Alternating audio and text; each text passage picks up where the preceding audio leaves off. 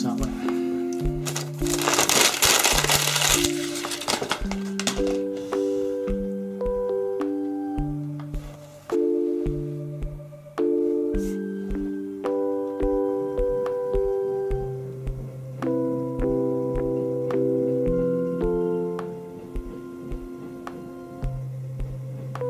Wait, have I just insulted myself on paper? By myself? How does a person... How does that happen? How do you... By myself... Is no one here? It's just... I've just insulted on paper through the medium of... Why... How... Freedom, the Underground Railroad, is a difficult, sometimes desperate, almost frantic cooperative board game about abolitionism, about saving lives, and about the struggle to try and change a country. Yes, your goal is nothing less than the ending of the slave trade upon which much of the United States of America has become dependent. To do so, you'll need to raise funds. You'll need to raise support as well. And you'll need to evacuate slaves north to Canada. But slavery is an industry and it makes some people a lot of money. You have opponents, you have people working against you, and you have malicious slave catchers who are going to do their very best to scour the nation to try and reclaim what they think are the possessions they're owed. The game begins with each player taking a role, perhaps as a preacher or a station master, or a stockbroker, or something else that gives them special abilities, and then these southern plantations here are stocked with cubes. There's also several more deliveries of cubes queued up here on the right.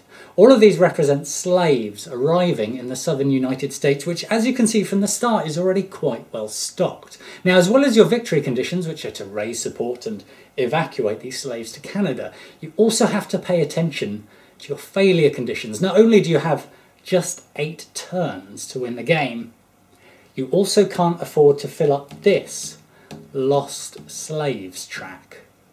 Now, should these cubes, these slaves, arrive at the plantations and they're full and there's no room for them, they're immediately moved to the lost slaves track, along with slaves who are also caught by slave catchers.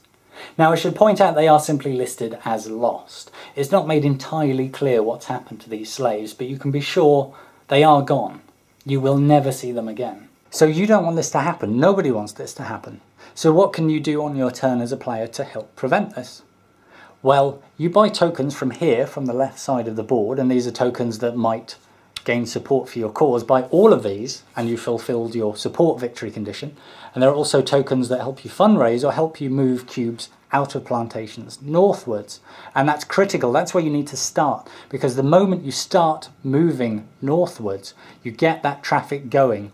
That raises you money. As soon as you can move cubes into any squares marked with dollars, you can raise that amount of dollars when you start fundraising, when you take a fundraising token. And you will need to do that. You will need to start clutching at every dollar that you can very, very quickly indeed. As well as using your cash to buy more movement tokens or to buy support, you can also use it to pay for these cards that are constantly cascading down this track, becoming cheaper and cheaper. Each of these has a special power that does something like give you extra movement or allow you to rescue cubes faster. But occasionally you'll have a bad egg come to the fore, a member of the opposition, a slug of some sort who, as long as they sit in this track, slows your progress and sets you back. If you're flash enough with your cash to be able to buy all of the support tokens for one era, you move on to the next era and then the cards for that era, which are all different. And there are a lot of cards across these 3 eras, because it turns out a lot's happened in history. Now, all of this is quite simple. Freedom isn't a very complex game. It's easy to learn. And this lures you into a false sense of security. After your first turn, your second turn, you think, well, I know what I'm doing. I understand how the game works. I've got all this sorted out. I can be a good person. I can do good things. But you can't, because so much is arrayed against you. These plantations are going to fill up fast, very fast. New shipments of slave cubes are arriving all the time. You're going to have to keep shuttling cubes northwards all the time, which means you're going to have to keep buying these movement tokens and spending your money all the time, but there's only a limited amount of space on the board. Many of the spaces can only take one cube at a time. And then there's the slave catchers. Don't forget the slave catchers. Every time you move a cube into a space that's connected by a coloured dotted line, that triggers one of the slave catchers who sits on that route and sends them in that direction. Now, if you're good, if you're coordinated, you'll pull slave catchers back and forth in this way. You'll manipulate them. But when the board is crowded, when your moves are limited, in theory that sounds easy, in practice. What's more, at the start of every turn, the slave catchers make a randomly determined move which may foil your carefully constructed plans. It's not long before you realise that plantations just really aren't big enough, that you never have quite enough money to do everything you need. You certainly don't have enough room on the board for all of these cubes, so you start to do something a little bit terrible. You start to make compromises, acceptable sacrifices. You think, if I move a cube here, it may lure a slave catcher away and create space for somebody else to be evacuated, even if someone's captured. Or maybe this turn I can spend my money gaining support instead of actually moving people out of plantations. You scan the board increasingly desperately and start grasping at all of the cards to see if they give you just a little more cash or a little more movement, because none of them give you any more time. So does this make the game seem a little more difficult now? Well, good, it should. And let me tell you something else about Freedom. It's a game of momentum. And by that I mean it's a game where you could have lost 1 or 2 turns ago without quite realising. Without realising that you're never going to raise the money that you need to get support, that you're never going to master the logistical nightmare that is the sheer volume of cubes that are drenching the United States of America. It takes time and experience to see defeat coming in the distance. And it can be very easy to send yourself down a route where there's no way out, where there's no way to win. But you know what? I like that it's hard.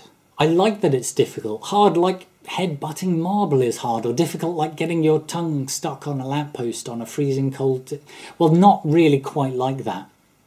Look, another co-op game that we've advocated several times is Pandemic. It's very good, but let me tell you about my first ever game of Pandemic.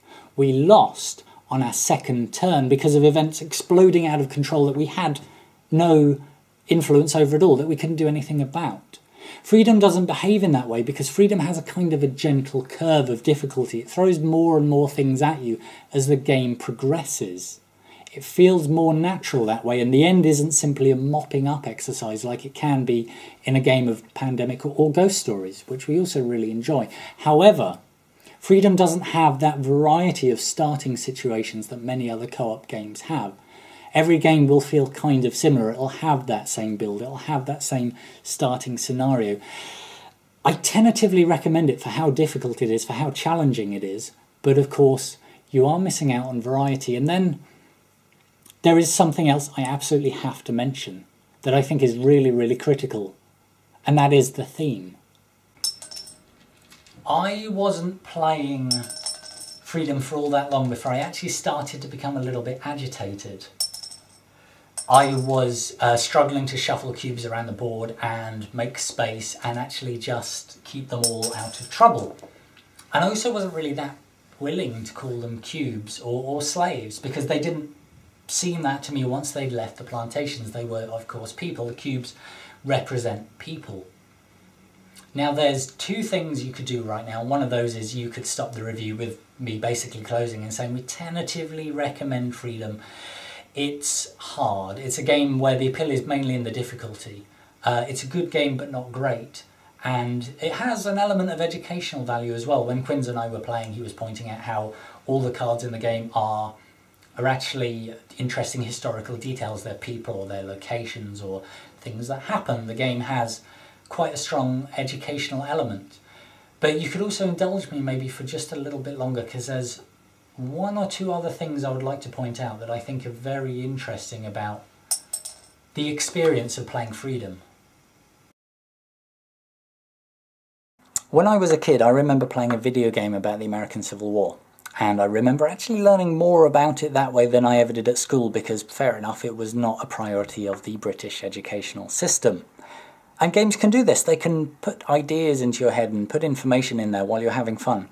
But the thing with Freedom is it does this almost too well in a kind of unusually practical way that I found a little uncomfortable. All board games are an abstraction of some sort, whether that's Agricola or Seven Wonders or Pandemic or anything else. And they turn resources into components and they turn ideas into mechanics or systems. But the thing with Freedom, when you're trying to minimize and maximize your actions, when you see all these many town cubes that are people, that are just a resource, it's almost like you're transported back to that time where for many people at the time, their slaves were abstracted onto balance sheets. They were possessions. They were things to be shuffled around and minimised and maximised. And actually it's the best thing that you can be doing for them to try and get them off the board, to try and move them north to freedom. Or maybe I'm actually overthinking this. Maybe I'm oversensitive and I'm a little too aware that I'm a white English guy talking about black American history. But I did feel uncomfortable at times with this sort of manipulation. So if you've stuck with me for this long, and thanks for your indulgence if you have, there's a games designer that I think you should look up, who you might also find interesting. Her name is Brenda Romero, or Brenda Rathway, which is previously known as. And as well as designing some classic video games, she's also made some board games with a specific intention of getting a certain idea or theme or feeling across. She's done a bunch of presentations which you can find online. There is a TED Talk, for example, or there's something on a site called GDC Vault that you can look at. And I'd urge you to have a look at what she has to say about her games The New World and Train. I won't spoil what they're about. Now, most of the time, I suppose games really are just about having fun and enjoying yourself and testing your brain and making the most of the company that you have. But I think occasionally they can do something a bit different, something a bit special, and I think Freedom is a game that kind of does that. And I'm excited by that, perhaps more excited than I actually am by the rest of the game. Even though it made me feel awkward at times, I'd still take that as a positive thing.